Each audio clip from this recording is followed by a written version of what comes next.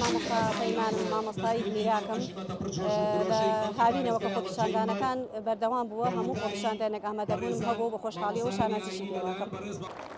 زۆر سواسی پیشەوەران و کاسبکاران و دوکانداران کە هەمویان بەعام هاتوونەتە ناو خۆپیشاندانەکانەوە دەستخۆشییان لێ یەکەی دەمە پاڵپشتێکی باشە بۆ مامۆستایان چونکە بەتەنیا مامۆستا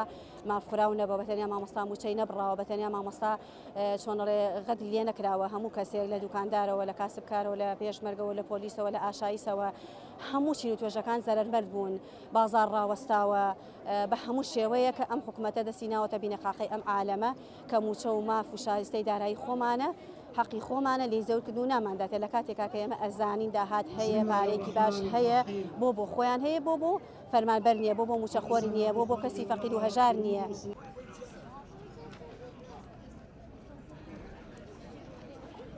وڵا پەیامان ئەوەیە کە ئەو کەسانی کە تا ئێستا نەهاتوون لە فەرمانبەران لە کاسبکاران لە باوکو دایکی مامۆستایان لە دایک و باوکی بڵێن مناڵان کە بێنە ناو خۆپیشاندانەکان و کە تەشجیعێکی باشە پاڵپشتێکی باشە بۆ ئێمە کە هەمومان بە یەک دەنگ بە یەک ڕەنگ داوای حەق و مافی خۆمان بکەین.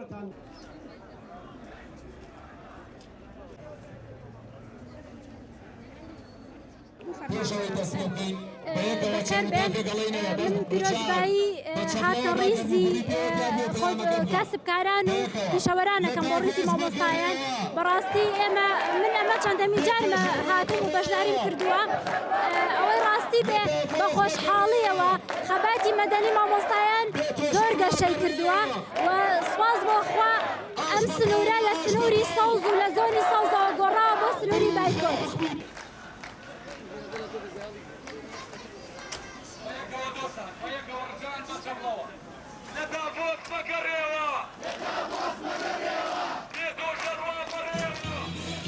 وانە بێژم ئینشەڵڵا کۆتا بایکۆتمانە بێ بە پشتیوانی خوا لەگەڵەوەی کە کاسبکاران و هەمووی ئەوانەی لەگەڵ ئەوانان لەگەڵمانە بەردەوام بن ئینشەڵڵا بێتە مای سەرکەوتن بۆمان ئینشەڵڵا. هیوادارم حکومەت ئەو هەمووی کە ئەی بینێت کەس بێهەست نییە لە پلێکی بچووکەوە تا گەورە ئینشەڵڵا پێمانە بچێتەوە با بەخۆ ئێمە مرۆڤی یعنی لەوە تێنەگایتر لە چ تێبگات. بەس خۆش بێت یەک چەندەوە خۆمان هەرمژین بەچینە لای بەیانمان